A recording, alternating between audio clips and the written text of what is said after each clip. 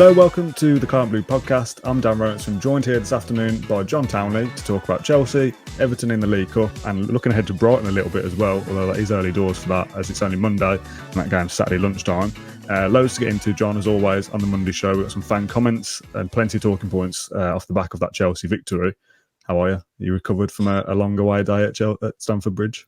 Really good away day, following on from Warsaw, which was a good experience, but not the result we wanted. But yeah, Chelsea was a brilliant response from Villa. I would say a much needed win, although we have now won 4 and 6, but it just felt like, to me anyway, that Chelsea game was it was a big opportunity to get a good result. But also, if we didn't, I thought it would be one of those where it would be like, oh, Chelsea aren't good this year or whatever. But then if you win against Chelsea at Stamford Bridge, it feels like it's still the Chelsea of old when it really isn't, but it's still a brilliant 3 points and sixth in table now. So I'm doing well, thanks, Dan. So although before Chelsea we'd won 3 and lost 2 and the balance was more teetered towards a positive, it's now swung even further with the 4 and 2, and it really does feel like I don't know how long you can still say it's a good start for 6 games in. Is that still a good start? Yeah, I suppose it is, isn't it?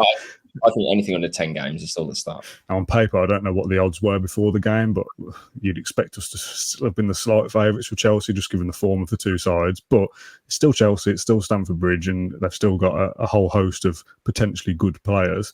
So that's a great result, isn't it? I don't think you can dress it up either way. That's a good result still. Yeah, and I think the manner of the performance as well was something similar to what Villa were playing like last season when they were grinding out some away results. Yeah. Like, yes, Chelsea had opportunities to score, but I mean, you're still playing at Stamford Bridge against players who are 50 million, 100 million pounds.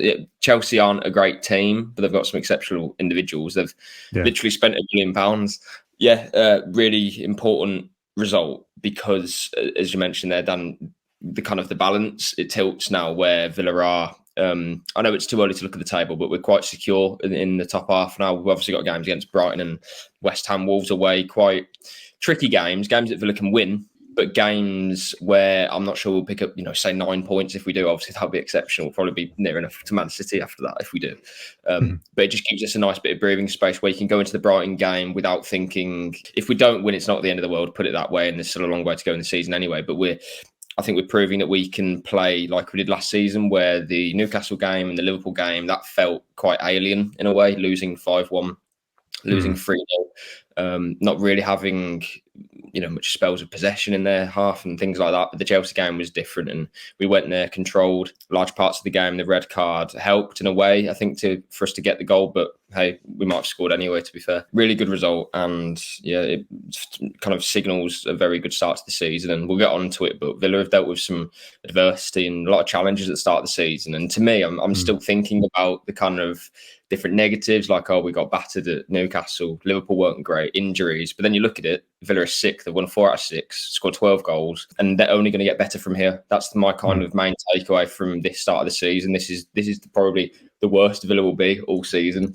which is exciting. It's worth noting that 4 of those 6 games have been away as well, which is some going. I'm going to try and interweave some comments from supporters throughout this, either from Twitter or YouTube. Charlie Cox on Twitter, 6th place after 6 games when you've played Newcastle, Liverpool and Chelsea all away. Is some going, by the way. Like, it's obviously a very stupid point, but we don't have to go to those away grounds again this season. Like, it's already out of the way in the end of September. Like, that's a big plus. The away goals record as well is something that was starting to creep in a little bit into the conversation. We mentioned it in the Inside Bodymore show we did before Chelsea. 5 against Newcastle, 3 at Liverpool, 3 at Warsaw. It was probably going to be a wide talking point today if we'd conceded goals at Stamford Bridge. I was saying, that will concern me because Chelsea haven't scored goals. To kind of put that conversation to bed as well by keeping the clean sheet. And again, that probably doesn't mean much against the Chelsea side that don't score goals. But on the face of it, that's an important thing to get over the line, isn't it? A big clean sheet, a 1-0. It looks like you've ground it out, and that's a great result, and you move on. Precisely that. I think the last clean sheet we had away from home was against Chelsea, if I'm not mistaken. I'm just trying to think back. I think you're right. As much as we had the clean sheet, I do, as you say, Dan, this is a Chelsea side who are... they're not firing on any cylinders. Like, do they have cylinders? Do you know what I mean? They are so weak going forward at the moment. And it's difficult because I want to sing Villa's praises, as high as I possibly can. And I have done. But I think you've just got to take it with a pinch of salt in some way, because this is a Chelsea team who are, to me, they're a bottom half table team at the moment. I mean, did they finish in the bottom last season? I think they did. Yeah. And there's no improvement really this season. They've got a new manager, a lot of injuries, to be fair. Credit to Villa, they still went there, did the job, and as you say, away from home, we haven't been playing as Emery would have liked, but Chelsea was different. Maybe going there against a team who were very low on confidence possibly helped, but you make the point that it has to start from somewhere. You know, this clean sheet and this 1-0 away win might be the platform Villa need to go to somewhere like Wolves, who brilliant, but we've lost the last 2 times we've played at Molineux and they weren't particularly great then either. So can we go to Wolves and win there, keep clean sheet, and all of a sudden that's, you know, we're back on track in terms of that away form, and that's what you need. Just like Ollie Watkins, he needed 2 attempts to finish his goal. Made it harder for himself in some ways because the angle of his second shot probably shouldn't have gone in, but he's got his goal now, and who knows, he might start 5-5. You know, it's football. It's a confidence game for a lot of players, and a 1-0 win was kind of a perfect result. I'd rather win that 1-0 than 3-1. If you know, in some ways, it gives you that platform, doesn't it, to build on. It's interesting to mention that. Actually, I saw Brighton did a tweet yesterday saying like they only ever win 3-1 or 4-1, and all their results this season have been either 3-1 wins or 4-1 wins, and the game they lost was 3-1 as well, I think, to West Ham. As much as they're a very good side, you do think that might not be as sustainable as some of the results we'll have gotten in the last 6 months or so. But we'll talk about Brighton later on because they are a brilliant side. Let's talk through some individual performances then from yesterday's game. Now, me and Frankie Maguire did the post-match show yesterday. It's actually I don't like saying stuff like this because it makes me look massively biased, but I really enjoyed that show. I thought it was a good podcast, mainly from Frankie, obviously. So if you missed that and want to see our raw reaction to the game, you can go back on the feed and find that. Somebody we didn't talk about in massive amounts of detail was Emiliano Martinez, who I thought was unbelievable yesterday. In hindsight, like I said, we didn't really mention it on the post-match show. Got a tweet here from Jacob Tanswell of The Athletic, of course. Emiliano Martinez is winding up the Chelsea crowd, not that he cares. Every other free kick he has taken ages. The moment Jackson stands in front of the ball with his back turned, Martinez smashes it against his legs. Jackson's then booked for stopping a quick free kick. Artful. I didn't notice that at the time, but I just love that side of his game as well. As much as we talk about his goalkeeping abilities and one-on-one shot stopping, playing out from the back, that side of the game that helps us time waste when it's obviously going in Villa's favour is a massively underrated facet of his game because it just winds up the opposition, and that kind of thing helps see Villa over the line in terms of results. Poch, I think Poch was very confused why Jackson got the yellow card, but I think he's talked to the fourth official, and I think John Duran was like stepping on toes in the final minutes of the game as well, which again you'd expect from John Duran. On Martinez's saves, I gave him a 9 out of 10. Play rating is very difficult. I say very difficult. I've got a million things to do on a match day, and totaling up my play ratings at the end of the game is harder than what it seems. I gave him a 9 out of 10, but I don't really know why I didn't give him a 10. Like maybe because he didn't score. I don't know. He was unbelievable. And what gets me with Martinez is that whenever a player does go in on goal, I give him a 80% chance of saving it still. Yeah. And I don't know whether, it's a bit dangerous, but Villa's high line, because some of the chances Chelsea had, we were very high and they did get through. And we don't know if it would be called offside if it went in or not, because they all looked very tight.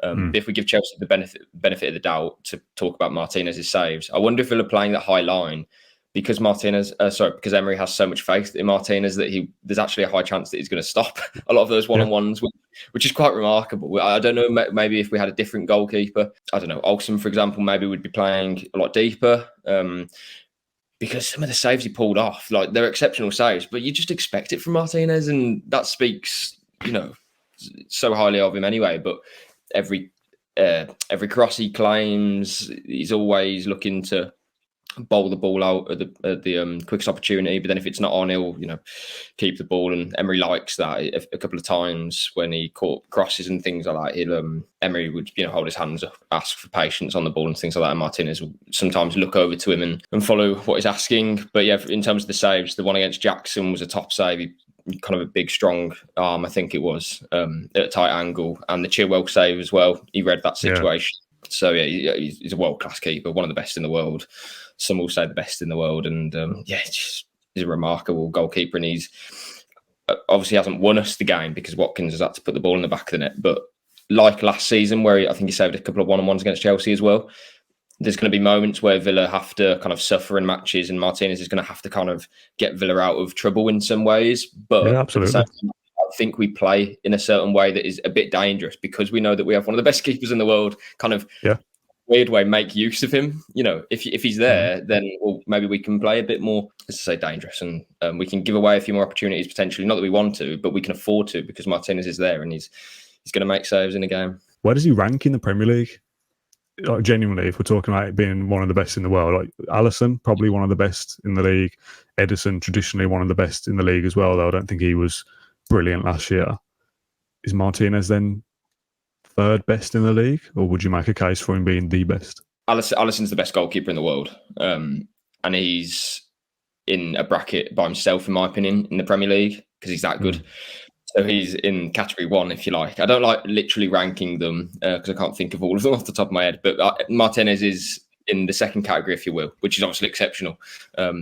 He's in the top 5 for goalkeepers in the Premier League. Where you rank them, I can't think of all the keepers off the top of my head. But Alisson's the best. I love Martinez, but I just think Alisson's the amount of one-on-ones that he saves and his post-shot goals expectancy, or whatever the stat's called, basically a stat that measures how many goals keepers should concede. I think he prevented I don't know how many goals, but the most in the Premier League last season. Martinez was there as well this year.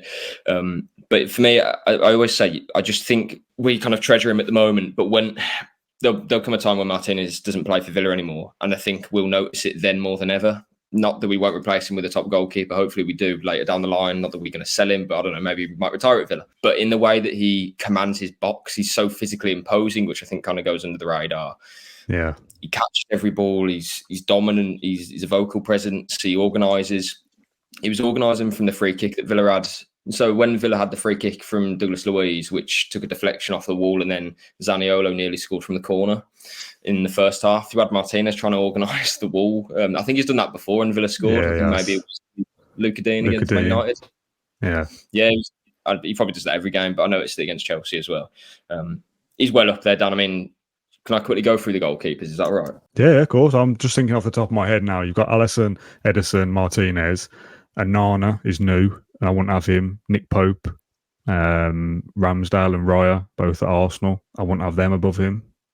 Chelsea, Robert Sanchez now, I wouldn't have him anywhere near it. Jordan Pickford, again, I'd rather Martinez. I'd say Alisson, Ederson and Martinez are the top 3, and the order is debatable depending on probably what club you support. Yeah, I got the list of keeps now. So Alisson, is the best goalkeeper. And then there's an argument to say he's probably the second best goalkeeper. Martinez is very different to how Ederson plays. Yeah. And Man City would rather have Ederson than Martinez because there's less reliance on Ederson to make as many saves as Martinez and command his area because Man City have got 80% of the ball. Villa would rather have Martinez than Ederson, and Man City would rather have Ederson than Martinez. But I think those are the top 3 goalkeepers.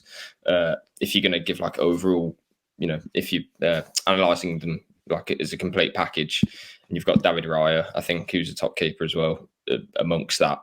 Jordan Pickford's a good goalkeeper. I mean, yeah, but those 3 in particular, I think, they're probably the ones. I want to make some wider comparisons between us and Chelsea. I don't want to hone in too much on this, but it's obviously 2 very different clubs. But there's a lot of conversations last year when Villa were stuck in 11th, weren't they, with Chelsea, level on points, or they'd win a game, we'd win a game, and we'd never kind of make any ground. And all of a sudden, we beat Chelsea and overtake them, and absolutely flown past them since. We always talk about the 2023 table, and we referenced it yesterday, and I kind of guessed that I think we're probably around 5th. But I didn't have it in front of me. But the benefit of doing this the day after I have got it in front of me now. Villa are 4th in the league for 2023. 28 games played, 55 points. That's level with Liverpool and Arsenal, so joint second. 2 more points than Brighton, 3 more than Man United, 9 more than Newcastle. Chelsea, 16th. They played a game more than Villa in 2023. 25 points.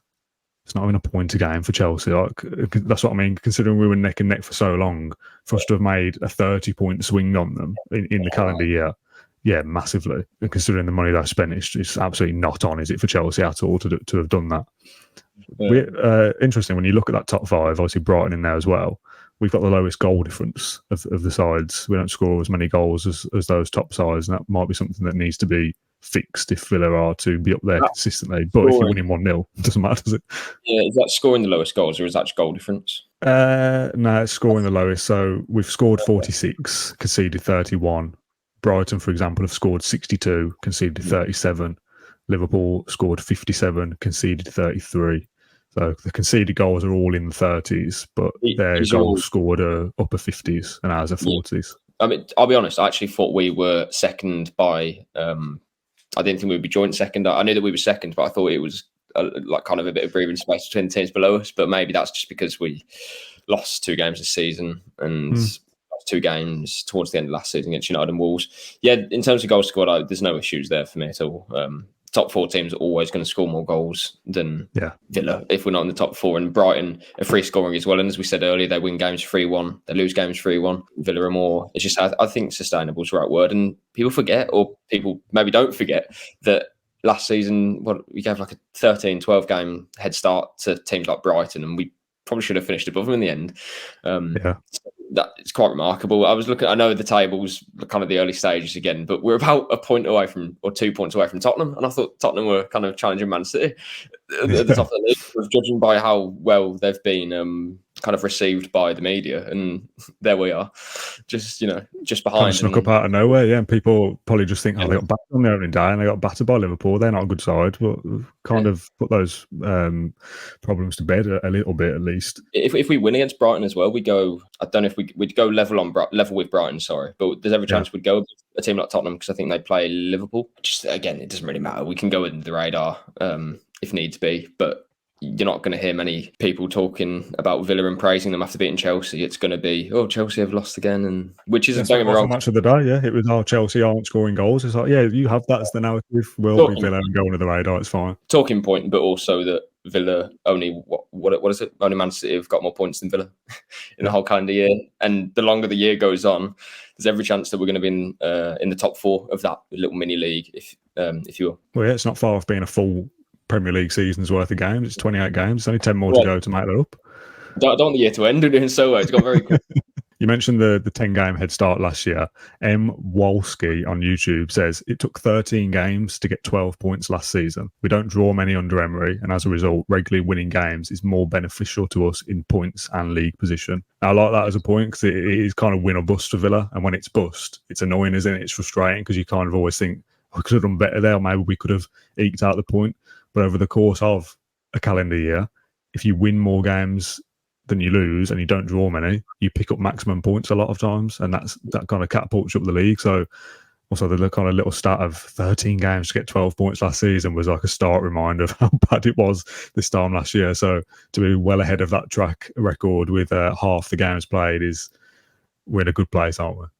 And we're only going to get better. That's my takeaway from these 6 games. There's so much that's maybe more than what meets the eye. There's so much that's changed since the start of the season. And in pre-season, we've obviously introduced 5 players, 2 of which are fundamental to the starting 11 in terms of Torres and Diaby. Without them, we're vastly different. And we've lost Mings, and I think we're still kind of getting over that because I think Luka Dean, for example, has been caught out a few times, but I don't want to solely blame him because I think usually he's got Tyrone Mings covering for him, whereas Torres isn't quite up to speed with that yet, which is okay because he's been exceptional in terms of playing with the ball. And actually, I think against Chelsea, that was by far and away his best game in Claret and Blue. He did shank a pass in the first couple of minutes, but Emery was kind of like quick to be like, calm down.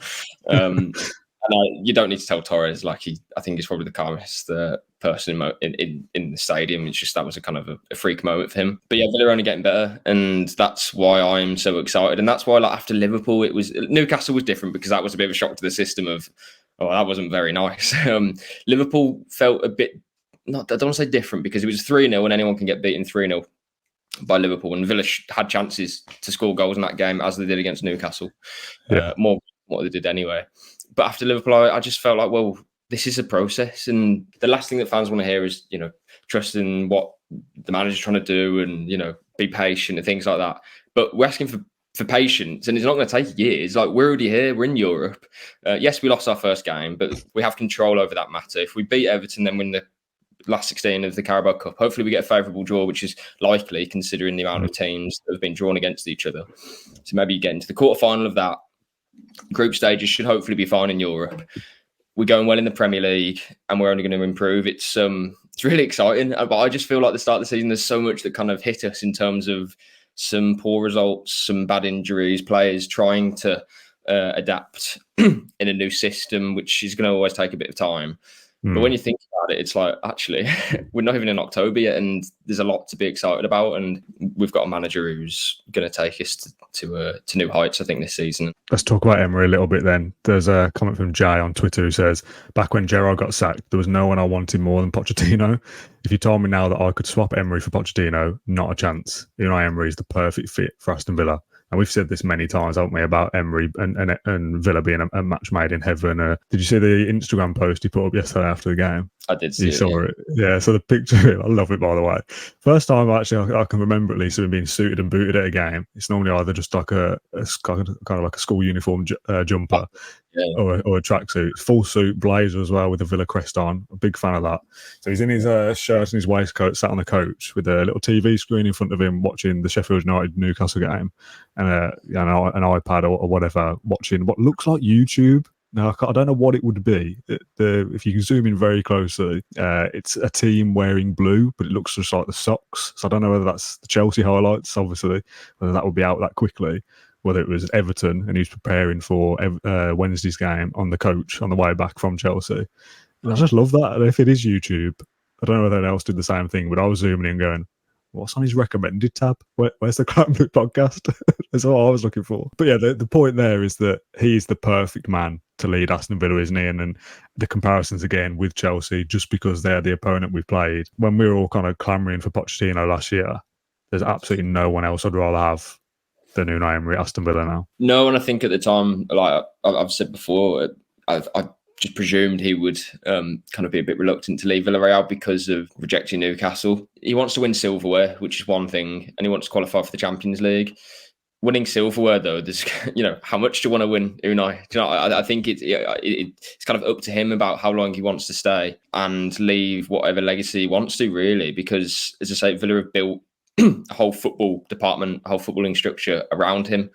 Monchi, Damian, different scouts, and in the recruitment team as well. It's all to make sure that Unai has the kind of the smoothest, journey with Villa, if that makes sense. Everything is there for him. On a day-to-day basis. All he has to worry about is being on the training pitch with his players and improving them.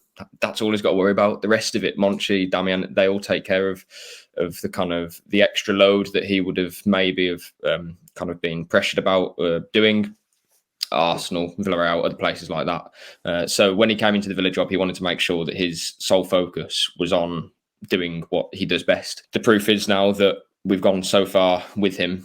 I don't see how that changes now. And he's built a new structure. He said after the Chelsea game that he's kind of in his team's under construction, which I thought was interesting, an interesting way of putting it. And he's not wrong, because we haven't had that whole left side, have we? We haven't had Ramsey, we haven't had Moreno. Pau Torres is new, but as soon as Moreno and Ramsey come back, then there's going to be working with different players. Exciting though, because that is that's quite something to have Moreno and Ramsey and Torres on their left side. On the right side, you've got Cashews, the box crasher, Conser as well, kind of holding it down in defence. And then you've got Diaby, McGinn. Like, there's so much quality there, so much depth. And Emery's improved every player. It's really exciting times to be a Villa fan, and I don't see these exciting times ending anytime soon. Two players you've not mentioned there, Douglas Luiz and Boubacar Kamara. Matt Law on Twitter yesterday. Luiz and Kamara cost Villa combined 15 million, and they were far superior to Fernandes and Caicedo, 220 million. It's a very kind of easy tweet, isn't it, that to make those financial comparisons, but it is funny. Kamara had his best game of the season yesterday. I said yesterday, and I stand by that, having seen bits of the game back since. And Douglas Luiz is just an unbelievable footballer. We say it week in, week out, and we've run out of superlatives for him. But when you mention like the building of the side there, like Martinez at the back, Torres, Moreno, Ramsey up the left side, Conser, Cash, McGinn up the right, Diaby, you miss that central bit out, don't you, of Luiz and Kamara, because you just take them as read as being they're unbelievable. The issue is though with them, and yeah, you're completely right, Dan. Kamara had his best game for Villa yesterday, this season. He played well against Burnley, but against a proper opposition, that seems a bit. No, I know what you mean. That's a more difficult opposition. Yeah, but I put in my rating saying Luiz would walk into this Chelsea midfield. But just thinking back now, I am a bit like, well, you could probably put Prime Iniesta in that Chelsea midfield, and he wouldn't be able to play his best because there's just no structure or no anything in that team. They're literally just a group of individuals, that Chelsea squad.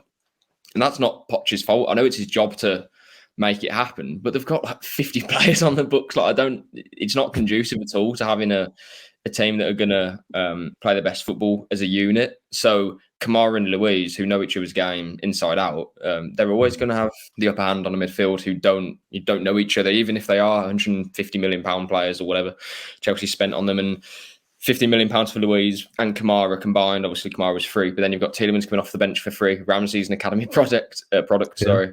Villa have made some really smart pieces of business. John McGinn 2.5, we all know. So you could go after those two, but then also where's the depth? And Villa have got it for next to nothing as well. So Tielemans, when he came off the bench, by the way, I kind of, it might go under the radar, but I thought he was excellent as well, actually. He brought a lot of calm to the midfield at a time when Villa definitely needed it, because Chelsea, although they were down to 10 men, they just went for it as soon as Villa scored. But he came on the pitch, called for calm a lot of the time. He always had his hands in the air, kind of just like, play with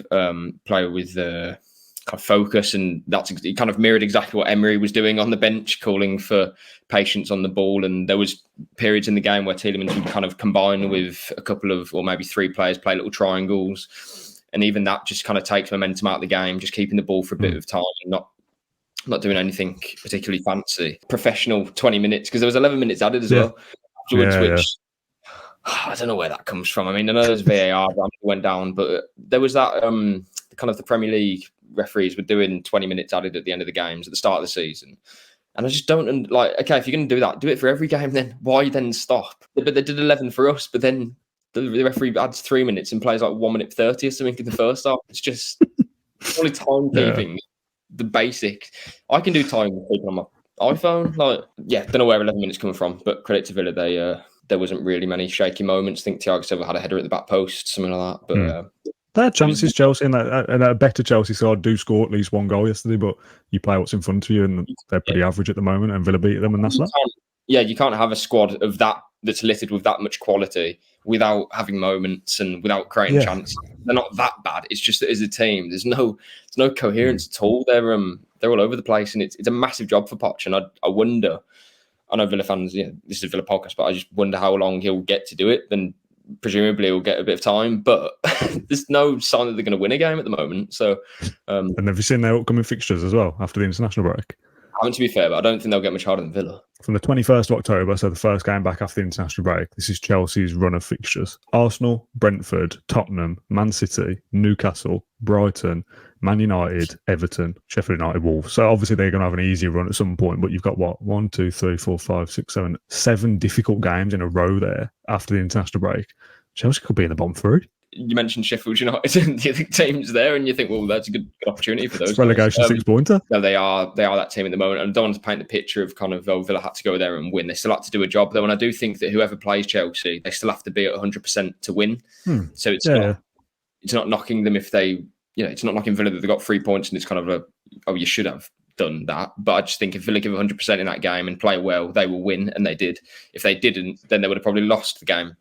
So those are the kind of the fine margins when you're playing against them at the moment. But they're there to be got at. Sorry, and I don't see any way that they compete for Europe this season, really, which is a positive for us because I put them around fourth because they didn't have Europe. So I think Chelsea do very well to get into the top 8, to be honest, but never mind the top 7 European positions. We mentioned Emery earlier, and where he kind of ranks, and in terms of I wouldn't swap him for anyone is the line that I threw out there, and that's probably forgetting about people like Pep Guardiola, but you take them as read. When we did the comparisons earlier on about where Martinez ranks in the goalkeepers, where does Emery rank in that list of Premier League managers? The point that I wouldn't swap him for anyone is I think he's a perfect fit here. Guardiola is the best manager in the world. Does Guardiola come in and work at Aston Villa? You're never going to be able to say, are you? Because he's only ever worked at clubs that are ready-made to go, Barcelona, Bayern, Man City. Could he come into 17th place Aston Villa and get them into Europe? We'll never ever know. Take him as read, and possibly Klopp as well.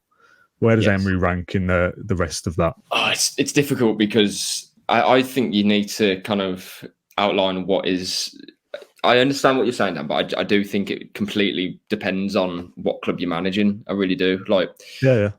a lot of people will say, "Oh, Arteta is better than Emery because he's competing for the league, or was last season, probably not this season." And it's kind of default of, yeah, he must be better then. But then I disagree, because Emery's won so many times. He's only 2 managers in history have won more UEFA titles than Emery. Emery has done a marvellous job with Villa. He's collected the most points. Sorry, the joint amount of points is what Arsenal have in 2023, with a considerably less budget, and with a group of players who, are very good, but probably aren't as good as Arsenal's, because I say they were challenging last season, and with less time as well. He's only been in the job for less than 12 months, so remarkable turnaround. So it's what do you define, and who are you? What club are you putting them into? Yeah. So I do think that matters, and then you could argue, oh, it depends if the manager can work in different clubs. And I think it's difficult because Emery's only experience at a traditional top 5, top 6, whatever you want to call it, club was Arsenal, and it went well at the start, but then didn't go well, moving forwards. But then Arteta didn't start well. It's difficult. I mean, for me, he's obviously in the elite bracket. Klopp and Guardiola are the top 2, and then in whatever order you want to put it, really, because again, I just think it depends on different factors. But Emery's in the second list, if you will, with Arteta, De Zerbi. I still think you have to put Ten Hag in there for me. I'm not saying it's better than Emery at all, but I think he's had a lot of problems at Man United, and sometimes I think that's kind of a poison chalice. Like, how can you succeed with so much media spotlight and whatnot? Eddie Howe probably deserves to be in there as well. Again, I'm not ranking them like that, but Emery's the top. Anyway, for me, but he's in that bracket, I suppose you could say. But he's done it for years, 16 years. He's been in Europe, so we're not just saying it's Villa fans. He's got the track record. Emery was the first choice for Newcastle as well before Eddie Howe, so yeah, of course he's well up there. Yeah, some clubs just have a right fit, but don't they, with the manager? Like Arteta and Arsenal are a good fit. Eddie Howe has gone into Newcastle and probably surpassed most people's expectations that, if they want to get into the top 4, Eddie Howe is a good kind of short-term fix, but he might not be able to do that long-term, and he's kind of fit that club like a glove so far. Thomas Frank at Brentford has done a very, very good job there, but pluck Thomas Frank out and put him in charge of Spurs, for example, does that work? I'm not so sure. So I wouldn't swap Emery for anyone in terms of what he brings to Villa. Is he a better manager than Jurgen Klopp, Pep Guardiola? Obviously not, because it's a different bracket. But for Villa specifically, I wouldn't swap him for anyone, because I know he works at this club and it is a match made in heaven. Yeah, and he's had success other places as well. Obviously, I mentioned Arsenal didn't go so well, but that was because of multiple factors. And if you give Emery all the tools and everything he needs, he'll probably be very successful. It's different. Yeah. For example, like Graham Potter does very well at Brighton. It's a very good club to manage, and De Zerbi's found that out as well. But then if he goes somewhere else, will it work? Again, for Chelsea, it didn't. For Poch, he's finding out it's not really working either. Yeah, there's a lot of factors, but Emery is a genius, and we're blessed to have him. We're going to talk about the Carabao Cup fixture against Everton now. I spoke to Matt Kendrick earlier this morning, first thing this morning, to get a different perspective maybe on the League Cup from the older generation. So let's hand over to Matt to get his thoughts on Villa's game against Everton on Wednesday. Matt, thanks for joining us on the podcast. A strange way of us doing it, but our schedules wouldn't align. So I've already been speaking with John in the future as I record this with you. I've had a haircut as well since I've done this bit with you. So this is all very strange for me. How are you? I'm all right, mate. It's going to be one of those kind of continuity fails on YouTube, isn't it? This, when you're wearing different clothes, different haircuts. And at least my haircut's consistent. Exactly that. Yeah, I was going to make that joke myself, but you beat me to it. Me and John have been speaking a bit about Chelsea. We're going to chat about Brighton, and obviously the League Cup as well is coming up this week. And I thought I'd get a different voice on, a different opinion, and get your thoughts on this upcoming League Cup game. Firstly, how would you approach it? Do you think, how important should we be taking this game against Everton on Wednesday? I'll take it really importantly. I don't know if you've noticed, I managed to dig out my 1996 shirt in the corner of the room. Yeah, me bringing the old man's view again. It's really important. We've got to get some silverware in that cabinet, and I know we're banking a lot on Europe despite last week's setback, but these domestic cups are a place where we can really, providing we take them seriously enough, and the team, whichever team we line up, are competitive enough, I think they're a real opportunity for us. So I know you've asked me to think about my 11, which I'll give you as soon as requested, but I'd go pretty strong, I must admit. Yeah, it's also kind of an underrated facet of the domestic clubs that you almost forget about a little bit, considering we're in the Conference League. And the whole tournament is 7 games, isn't it? The League Cup. And Villa are already into round 3. So we're 2 games away. If we beat Everton, we're only 2 more wins away from a 2-legged semi-final, one of those at Villa Park, and then you're at Wembley. So this is like a fast-track route into Europe that if we do take it seriously and you get the luck of the draw as well, before you know it, we could be looking at another Wembley trip, and your route into Europe is booked by February. Yeah, you do. You get 2 for the price of 1. You get a trophy, and you get European football guaranteed. It baffles me and offends me a little bit that these cups have got less and less significant to football clubs. You know, let's say over the last 25, 30 years since Villa last won it.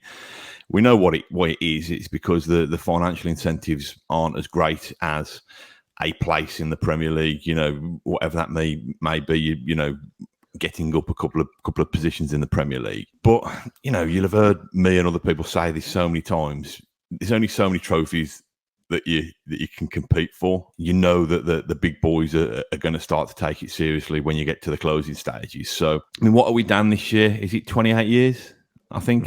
And let's be honest, I think this one and the Conference League are probably our best opportunities to go and win it. It's weird because I looked at the Villa squad. I know football's so different from it was 28 years ago, but I looked at the Villa squad or the Villa team in the early stages of the competition. We thumped Peterborough, and I just had a little look, and I'll just run you through this squad. And I know football is different, you know, the pace of it's so much faster, etc., etc. But the team was for the home game against Peterborough: Bosnich in goal, Gary Charles, Paul McGrath, Gareth Southgate, Hugo Ekiog, Alan Wright, Andy Townsend, Mark Draper and Ian Taylor in midfield, and Dwight York and Tommy Johnson up front. Now, my memory might be fading, but I'm pretty sure that with the exception of Milosevic in for Johnson in the final, that was pretty much Villa's strongest team against Peterborough at Villa Park. We're up against Everton, who, you know, I think Everton, I know they won at the weekend, but probably set for a really kind of relegation slog or battle against relegation. They'll probably think that this competition themselves potentially offers a bit of light relief. So yeah, I can imagine they'll go fairly strong, paving the way to me saying maybe a couple of changes, but not the kind of 5 or 6 that we saw for the European game last week. Yeah, I'll come on to your 11 in a second. It's interesting about Everton's kind of approach to it, and we're obviously not going to know until that team sheet comes out on Wednesday night. But you know, you identify this kind of mini run of games that Villa have had of Legia Warsaw, Chelsea, Everton, and then Brighton at the weekend. Everton is the easiest game, isn't it, in the competition that is lesser than, I don't want to offend you, competition that's lesser than the Europa Conference League and the Premier League, and you'd expect 2 rotated sides. Now, for Everton, who are going to be in a relegation scrap, do they look at this as we can try and build some momentum in the League Cup, win a couple of games there, see what happens, and hopefully get a lift out of that? Or do they think the Premier League's more important? Whoever we're playing at the weekend, that's more important than Villa. Let's just play a rotated side. If we go out, we go out. Yeah, like you say, we won't know. I mean, the thing about Everton is they've played us quite recently at Villa Park and were really, really poor. So I'm sure putting the record straight, it won't be their biggest motivation, but it will be a motivation. And we tend, I don't want to jinx it here in 10th fate, but we tend to have that fixture sewn up, don't we, in recent years. So they'll want to be doing something to change that. I don't know what Villa will do, and I don't know what Everton will do, obviously, but I think Everton will go pretty strong. I think it's early enough in the season, and with another break coming up at the end of October, middle to end of October. Actually, when is the break? Is it even before then? It's something like the 9th of October, I think. There's a couple of more games, isn't there? I know we've already picked up a couple of injuries so far, but you would imagine that, you know, if this was April time, yes, you could understand it, and the games are coming thick and fast. But like I say, I've got my own agenda with this anyway, because it just frustrates the hell out of me that we've not added to that since 1996. So, you know, Emery's got a reputation as being a cup manager with a strong cup pedigree. I think we threw this competition away last season. And the FA Cup, you know, I was at Old Trafford for the game against Man United, and we were in control of that a couple of times and managed to blow it. Yeah, I just hope we take it seriously. Give me your 11 then. We've teased it a few times that you'd go strong. Read me your starting 11 for Wednesday, please. All right. Well, I'd have Martinez in goal. I'd have Cash, Konsa, Longley and Dean. I'd bring Ramsey back in, so I'd have a midfield three of Louise, McGinn and Ramsey. And then I'd have a front three of Bailey, Duran and Zaniolo. So I think there's a couple of changes in there, but I think it should be strong enough and competitive. Is that right? It's too early in the morning. That competitive enough to go and win that game. I don't know how to play it at all. I'm undecided. Like you said, it is early in the morning as we record this, and when I'm doing the rest of the show with John, maybe I'll have given it a bit more thought and just steal whatever John says. I don't know. I feel like I think there's 4 changes there, isn't there? Torres for Longley, Ramsey in, Bailey in, and Duran in as starters. The rest of it's the same as what played against Chelsea. I think I can just see Olsen playing for one of the changes straight off the bat. I don't think Martinez needs to play against Everton at home. I think there'll be more changes than you would probably like to see, but I still think that would be enough to get us over the line. Just on the tournament as a whole, the competition as a whole, I've not seen us win a major trophy in my lifetime. As looks may be deceiving, I was born in the November of 95. What would it mean to you to see us win a competition again after such a long drought, having seen the success of the 90s? Obviously, you missed the European Cup. Again, looks are deceiving. What would it mean to you? Sorry. Unbelievable. You're fresh-faced little... I go all sentimental and dewy-eyed, mate, with this, because it's a sentimental thing for me with my son. And I'm already panicking. This sounds silly, and I really want us to win the Conference League, but I'm already panicking that there's very, very little chance of me being there and us being there, you know. So... let's do the double. Let's have this as a safety net, really. I think it's like the biggest thing that I've had watching football with my son would be the playoff final. And it was brilliant. Same for me as well. It was a really, really nice, really good moment. And I was going to flip this back on you and say, well, how did it feel? Not the result, but how did it feel against Man City in the League Cup final? Under Dean Smith, did you get that buzz about it? Because is that the first? Obviously, you'd have been to FA Cup finals, I suppose, as well. Would you have gone to the Arsenal? I was at the 2010 one, the Vidic. Right. So I was like, that was my first cup final. I don't know how I remember that now. It feels like such a long time ago, but I was obviously very, very, very, very disappointed with the way it went in the end. I was at the 2015 FA Cup final where Arsenal pummeled us after we'd done so well in the semi-final against Liverpool, and you thought, oh, we've already beat Liverpool, so maybe we can do Arsenal as well. And that was just a disaster, wasn't it? Really, we were doing the podcast then, weren't we? We just started in the winter before 2020, the back end of 2019. We started up, so we were doing like League Cup previews. We spoke to Tony Daly, didn't we, and Big Ron, and we did an episode with you. And Adam Wright came on, and we had all like the scarves on the table and the programs, and we went through like the nostalgia of it all. So we were like hyped up for that final, and yeah, you're not kind of just going, oh, we're going to win, because it was obviously Man City. But the way the game went throughout as well, you did think during it, oh, we might have a chance here. And the boys did us proud, didn't they? I think was the message after the game when we came and did the post-match show the week after. It was a nice kind of distraction, wasn't it, to have some kind of success in the League Cup, to have that night against Leicester over the 2 legs.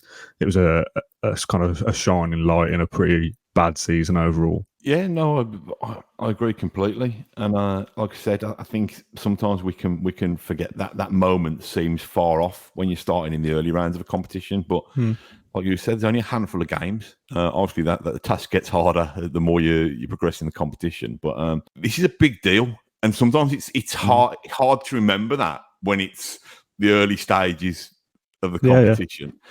This is a massive deal, and you have to take the early stages seriously to get anywhere near it. Of the team that I've suggested, then, do you think that is the right?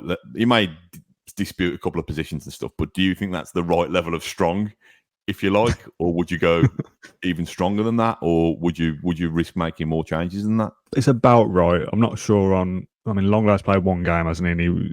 It's hard to judge him because nobody was great against Legia Warsaw, and you're going to have to rest that defence at some stage. Konsa has played a lot. Pau Torres has played a lot so far. Did you have McGinn in your team?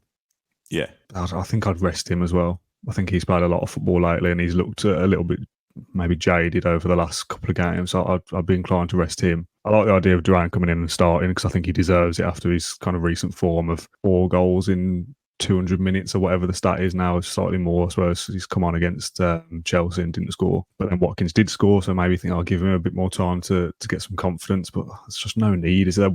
A rotated side should still be good enough to beat Everton. I don't want to get carried away and ahead of myself, but I think they will rotate a lot, and we've already beat them at home once this season, literally a couple of weeks ago. 7 or 8 changes should still be enough to beat Everton, but I'm not sure how Emery plays it. I think I'd like to see slightly stronger than that, but people like McGinn, I don't think he'd be in my team, and nor would Martinez, to be honest. Out of the side you picked specifically, those are 2 that I'd probably think about changing. Would you hammer Emery after the event if he rested Martinez and McGinn and we... Probably. Just finally, you mentioned like the route to the Conference League final as well, but we're absolutely getting ahead of ourselves here. But why not? John mentioned a couple of weeks ago about like how the Conference League latter stages and the League Cup latter stages don't even line up. So it's not like you've got to prioritise one or the other. If Villa top the group in Group E, they don't play a knockout game in the Conference League until March the 7th. The Carabao Cup final is the 25th of February. So there's every possibility that Villa go to their first Conference League knockout game as Carabao Cup champions already and have already qualified for the Europa League, which maybe changes the complexion of the Conference League as well. Oh, the optimism of youth. Yeah, you know me, I don't want to jinx it. Cliche alert, just kind of one game at a time. Let's just do our best to win this game and, eliminate the excuses. Do you know what I mean?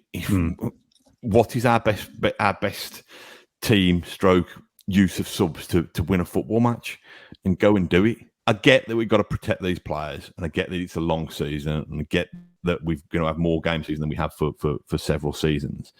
But if you're not going to give yourself a chance of properly going and winning those matches, what's the point, really? I'm going to end with the usual crap cliche question. Obviously, it's a big game, isn't it, in the Premier League on Saturday against Brighton, the 12:30 kickoff. 2 sides that are up there and want to be up there at the end of the season as well. if you can only win one, Everton in the Cup or Brighton in the Premier League, which one are you picking? It's Everton in the Cup for me. Yeah, because you can't undo that. You can't undo a cup exit, can you? Yeah. Whereby I actually don't think we've completely hit our rhythm yet, but you look at the league table, and we look in decent shape. So you can overcome a bad result in the Premier League. We got spanked by Newcastle. We got comprehensively beaten by Liverpool, but we're able to, I don't think we've drawn a game yet, have we? It's win or bust, isn't it, with us? So, you can undo that, whereas you get knocked out of the cup, you've got to wait another year to undo it. So I know that will fly in the face of loads of people to whom Premier League is everything. But again, I suppose you've got to ask yourself, why is Premier League everything? Because if we're doing it, we need to beat Brighton to stay in the European places. You've already said earlier that you win a cup, you get in the European places. If we need to beat Brighton to win the title, we need to beat Brighton to qualify for the Champions League. I take the point. I don't think we're quite at either of those stages yet, but no, we're not. I'm just asking the stupid crap cliche question to end this segment, and I knew you would say Everton anyway. So Matt, thanks for joining me for 15 minutes or so on this Monday show, and it's back to future me with John to talk about whatever we were talking about before this segment came in. Can you take me back to past me? And I've got hair. I'm about 1996. That's it, yeah. With me Ron Weasley look. So those were Matt's thoughts on the cup game, John. What's your just overall opinion of that fixture on Wednesday? I said last season when Villa were in the Carabao Cup and in the FA Cup as well that we had a massive opportunity to go far in those competitions, especially because the draw was very good. Big teams got knocked out early on, including us. But this season as well, it feels quite similar. Newcastle, Man City, Brighton, Chelsea, although that's obviously going to be Brighton, isn't it?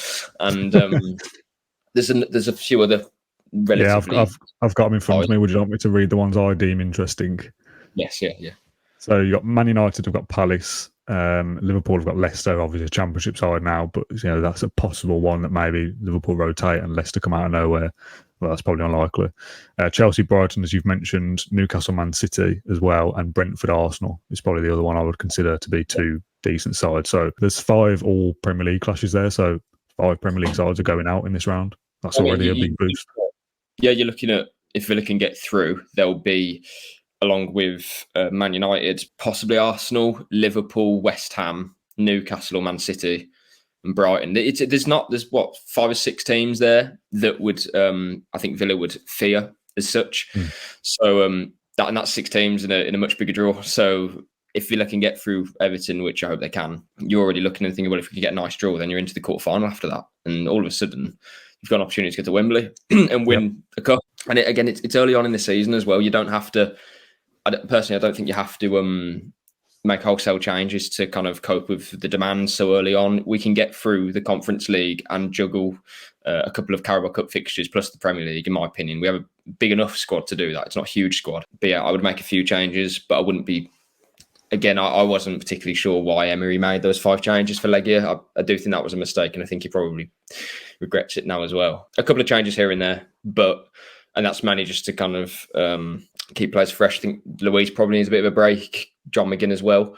Can you replace those two without kind of killing the structure of your team? And I don't think Everton are going to be particularly up for kind of famous last words, but they've got bigger things to do this season, haven't they? Everton, they need to stay in the league, and the Carabao Cup I don't think is going to be on top of Dyche's to-do list. Matt was talking about he would expect Everton to go pretty strong just because they might be able to get some momentum. Like if they win a game in the Carabao Cup, they might be able to then win a game in the Premier League, but they've got Bournemouth and Luton as their next 2.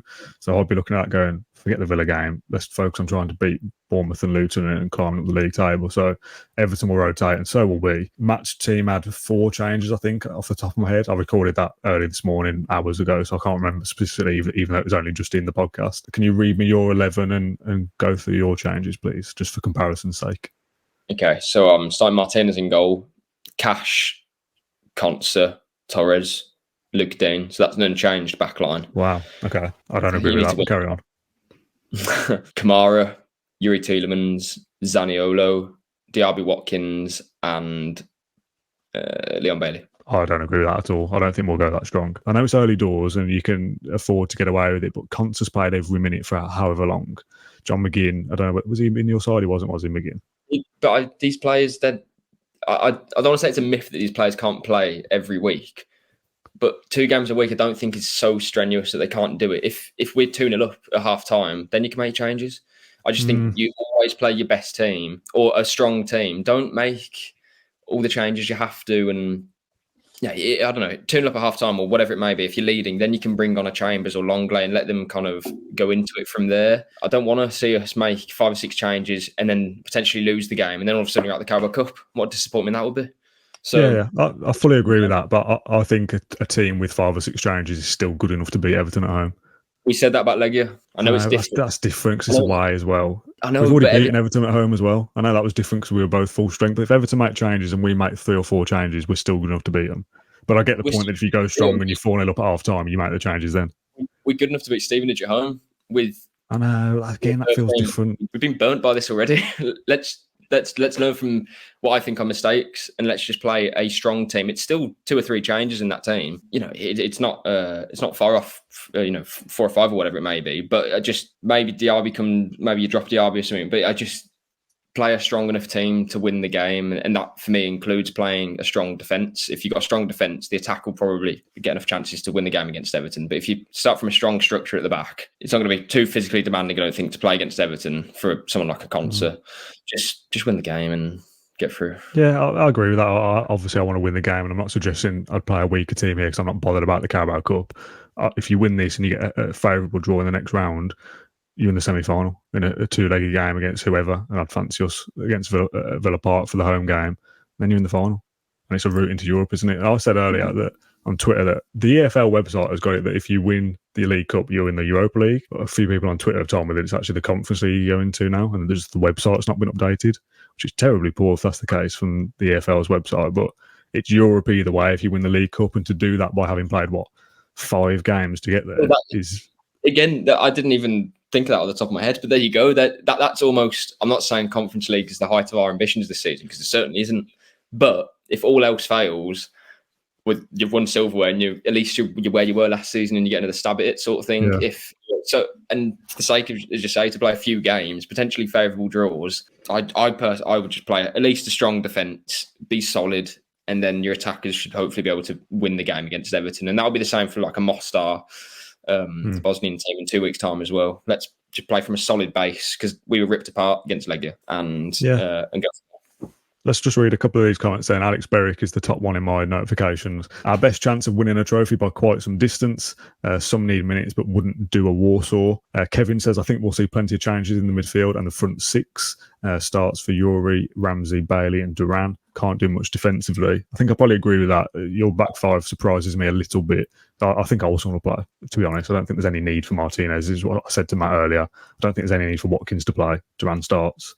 Ramsey possibly in because he's coming back from injury, but McGinn doesn't need to play.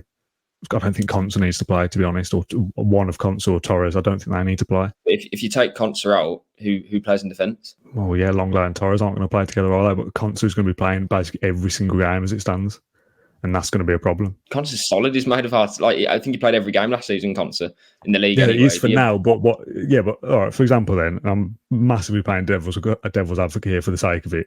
Massively important game against Brighton coming up afterwards. With early doors in the Conference League. If Conser plays and gets injured on Wednesday, you'd be fuming. If he's out for 6 weeks, say. I would be, but then if we make a defensive error and lose the game, I'd also be fuming. That's more likely Conser getting injured if he doesn't play. In my opinion, injuries are injuries. It's part of football. No one knew that Mings would be out for the season when he challenged Isak, but it happened. But no one can predict that. And I know you're about to ask me anyway, but Brighton and Everton game, in terms of which ones would I rather win, it is difficult. And I think a lot of people probably would say Brighton. I'm kind of sitting on the fence with it, to be fair, though. But Matt in the said grand Everton, just for obviously people will have known that because it was in the podcast, but you didn't see it. He picked Everton. Yeah. I'm edging towards Everton as well because you've got the Premier League is a long season. If we were to lose to Brighton or draw, it's that's not gonna kind of shape the season. You play 38 games. You're gonna finish where you deserve to finish. And in the Carabao Cup, if you win like 4 games, is it? You get to Wembley. That might even be to win the competition. Yeah, I just in the Carabao Cup, can we just put a run together? Get maybe a bit jammy in the draw. We're at Wembley. Emery will probably win that game if it's a one-off, as long as it's not against Pep Guardiola's Man City. Yeah, I'll read a couple more of these. Nick says all the fans commenting their squads will be the same ones who moan if he rotates and we lose. Let's just trust in Emery. Matt Ken says 11 changes. League Cup is bottom of our priorities this season. I get the point. It's the bottom of our priorities, but we only have 4. So we only have 4 competition. It's not as if we have a million things to do. It's a competition to go to Wembley and win it, and you've got like 5 games to do. Why is the League Cup any worse off than the FA Cup in terms of priority? Branded by Carabao? I don't know. Yeah, but it's a trophy that gets you into some competition. I think the FA Cup just has more prestige. That's the only reason. Yeah, that goes without saying. But those two, in terms of priority, are on a level pegging for me. Carabao Cup is basically finished by the time the FA Cup even starts. Again, it's literally down to prestige. That can be the only reason. I know there was some reports saying that a lot of clubs, top clubs anyway, top 6, traditional rubbish. There was some sort of vote that I think they wanted it to be played by youth players or something. There was, I know, something along those lines. So it's not considered by those clubs as a kind of prestigious trophy. But for us, sod that. It's silverware.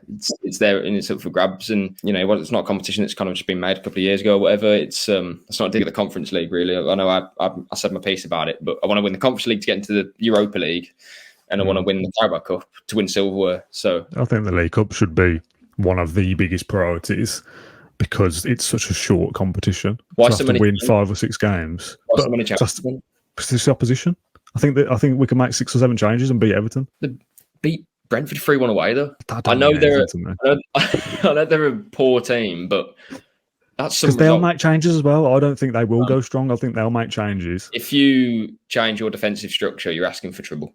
If you change some attackers and play Duran instead of Watkins, I think that's okay. You can get by. Change your defensive structure and you're asking for issues. So I'd play your best defence, if you will, and then go from there. I'm torn because you've got to build a squad, haven't you? You've got to get the players that aren't going to play a lot playing at some point to get them some kind of rhythm and rotate and be fresh.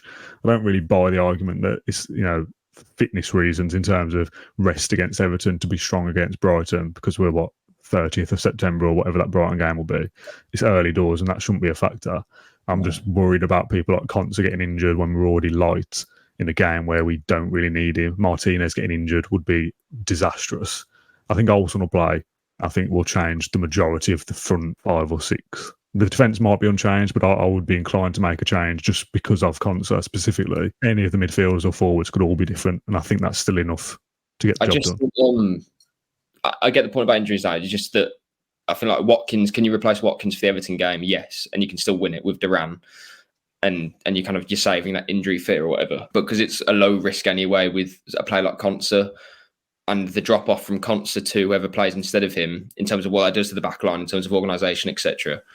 I think that's too much of a drop off. But if Villa are going to get to the latter stages of the Conference League and the Carabao Cup and their Premier League obligations, is Ezri Konsa going to play 55, 60 games? He's going to have to come out the side at some... He can't. He will not be able to play all those games. His body will give up at some point. Footballers do this. Top players do that. Man United players play 70 games a season, internationals as well. Bruno Fernandes does it every season. Players can do it. I think it's just a bit of they're professional footballers. This is why they're one of the fittest, some of the fittest people in the world. Like this is what they train it's their for. Job, isn't it? You sound like Roy Keane here. It's their job. It is the job. If they play a match, then the next day's training won't be as intense. It's all about loading it, and it's they can do it. These are the games the players want to play in it. Ezri Konsa wants to play obviously wants to play in Champions League football. Everyone wants to play in Champions League football, but to do that, you need to play 60, 70 games a season and stuff like that. It's fine, like especially for those players who haven't got a history of bad injuries as well.